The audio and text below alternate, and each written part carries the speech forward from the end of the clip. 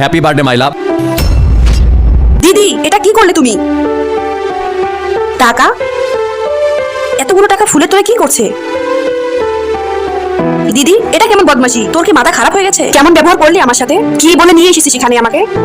তোর বয়ফ্রেন্ড তোর সঙ্গে দেখা করতে আসবে অনেক দামি গিফট নিয়ে। কি দামি এনেছি? 200-250 টাকার ফুলের তোড়া? তোর বয়ফ্রেন্ডের এটাই সাধ্য যে তোর জন্য একটা ফুলের তোড়া নিয়ে আসলো। সাতাক্ষী, দিদি তো একদম সত্যি কথা বলেছে। আরে তোমার সাধ্য নেই এরকম গার্লফ্রেন্ড ডিজার্ভ করার, তাহলে তুমি একে গার্লফ্রেন্ড বানিয়েছো কেন? আরে আজকাল গার্লফ্রেন্ডকে কেউ বার্থডেতে এইসব গিফট করে? যদি এই ভালো বয়ফ্রেন্ড হতো না তাহলে তো বার্থডে প্রিপারেশন 1 মাস আগে থেকে নেওয়া শুরু করতো। তুই আমাকে কি বলেছিলি? হ্যাঁ, আরে তুই তো ছেলেটাকে ভালো করে চিনিস। এটা তো বাহানা ছাড়া আর কিছুই না। আর একটা কথা বল, এর কাছে একটি টাকাও নেই, এজন্যই তো 250 টাকার একটা ফুলের তোড়া নিয়ে এসে বলে বেবি হ্যাপি বার্থডে। আরে লজ্জা নেই তোর? ব্যাস অনেক হয়েছে, আমি শ্যামের বিষয়ে আর কিছু শুনতে চাই না। শ্যাম, আই এম সো সরি। দিদি আর এই পাগলের পক্ষ থেকে আমাকে ক্ষমা করে দাও। No no baby, it's okay. তুমি কেন সরি বলবে?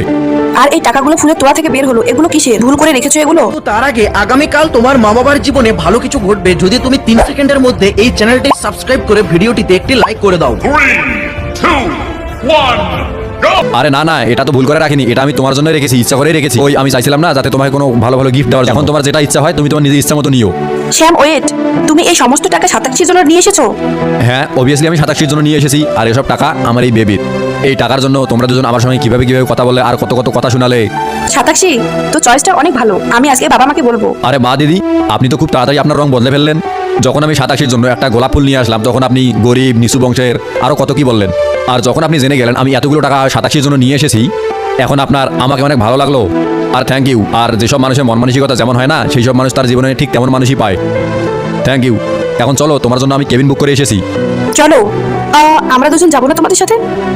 তোমরা কাবাবের সব হাড্ডি খাওয়ার কোনো প্রয়োজন নেই। তুমি এই টাকাটা নাও আর তুমি এইটা নাও। এক কাজ করো, তোমরা দুজন ট্যাক্সিতে চলে আসো। চলো বেবি, বাই।